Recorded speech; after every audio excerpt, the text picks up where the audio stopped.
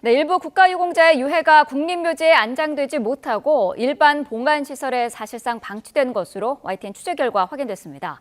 가족과 연락이 닿지 않은 영웅들인데요. 당국의 더 적극적인 대처가 필요해 보입니다. 김혜린 기자입니다. 인천의 한 봉안시설. 유골함을 볼 수 없도록 하얀색 종이가 군데군데 붙어 있습니다. 오랫동안 관리비가 밀린 고인들의 유해입니다.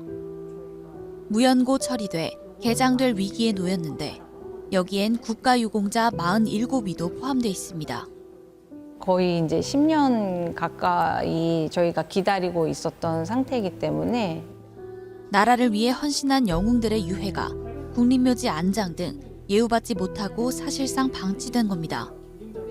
길게는 10년 가까이 가족들이 이용료를 내지 않은 만큼 이젠 국가가 나서야 한다는 지적이 나오지만 이제 유가족이 있음에도 불구하고 체납이 돼서 버려지게 된 거죠. 47분은 어쨌든 저쨌든 간에 현충시설로 모셔야 돼요. 보훈당국은 유족의 동의가 필요하다며 난색을 보입니다. 유족의 동의 여부를 확인을 하는 게 중요한 거죠. 연고자가 계신다고 하면 그분한테도 좀 말씀을 드리는 게 맞지 않겠어요? 그런데 문제는 수년째 고인들을 찾지 않는 가족과 연락하는 것 자체가 현실적으로 어렵다는 점.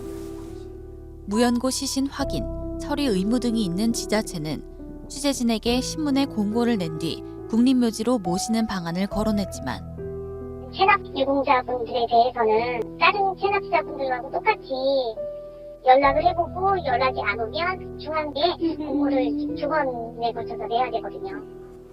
정작 얼마나 관리비가 밀린 유공자를 대상으로 할지 등 명확한 지침은 없었습니다.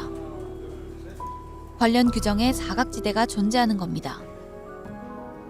이처럼 무연고 국가유공자 예우 논란이 끊이질 않자 최근 일부 개선의 움직임은 있습니다. 오는 8월부터 무연고 시신의 장사를 치르기 전에 국가유공자 여부를 지자체가 의무적으로 확인토록 한 법안이 대표적입니다. 하지만 전문가들은 사후 약방문이 아닌 보다 근본적인 해법을 고민해야 한다고 주장합니다.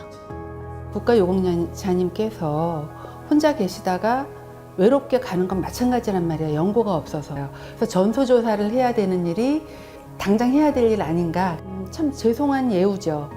혼자 계시는 걸 몰라서 연고자가 있나 없나 찾는 예우를 해야 하니까요. 지역별로 천차만별인 참전 수당과 심리 재활 서비스 등도 개선해야 할 부분으로 꼽힙니다.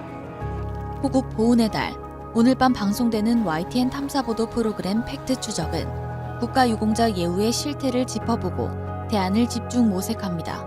YTN 김혜린입니다.